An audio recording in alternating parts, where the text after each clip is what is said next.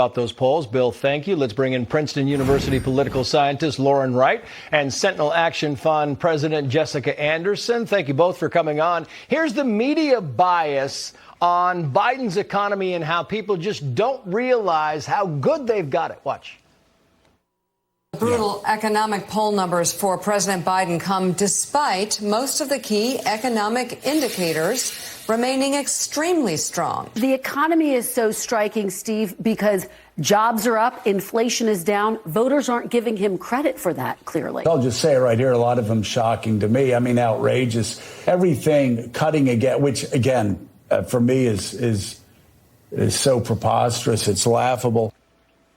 Jessica, they're not giving him credit because burgers are still $22 at the local cafe, and they can't afford that kind of stuff. The prices are not coming down.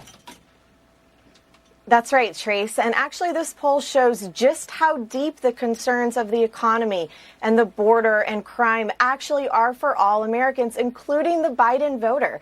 Americans, these issues that we're facing, they don't discriminate against Republicans or Democrats. And we see this in this poll. The poll is also telling us, I think, something really interesting here, Trace, is that they view Trump, voters are viewing Trump as the way out for this, as he actually leads Biden in 6 swing states that Biden previously won 4 years ago. So there's a lot, I think, to unpack in this new NBC poll.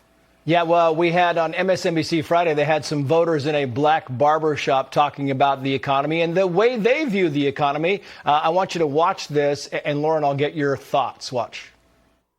A lot of my friends are obviously my age, so we're a little younger. We've only voted once, for a president.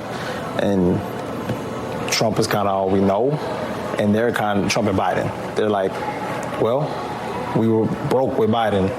We weren't with Trump. And that's kind of the only thing that I'm hearing over and over again, is that, well, Trump, we had money. Broke with Biden, we weren't with Trump, Lauren. It's a good campaign slogan.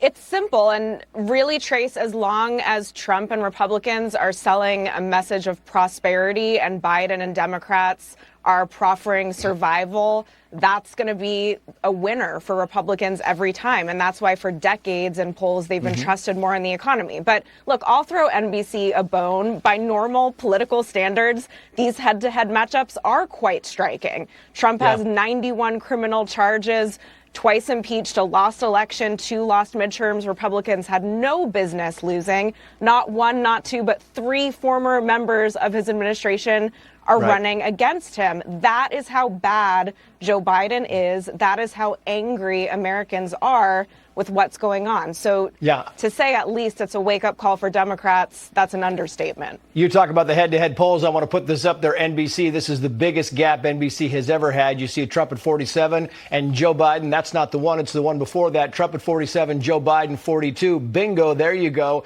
I mean, what's your take on this, Jessica? Because, wow, I've got about 30 seconds for each of you.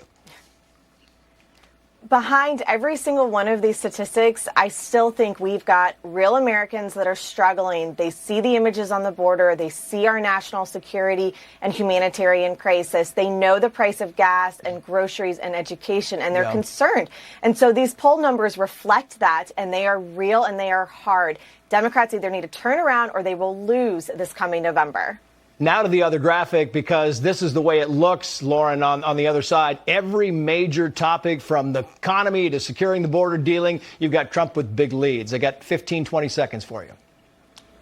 The other problem for Democrats that's really relevant here is Biden seems to be trying to appeal to the most progressive wing of his party and the youngest voters on things like student loan forgiveness that is completely alienating to the majority of Americans that didn't graduate from college. And so when he does those things on Israel, Palestine, the mixed messaging, he's appealing to a section of the electorate that turns out less than a third of the time. And so, yes, it's cynical, but focus less on those folks and more on the moderates that are going to swing the election.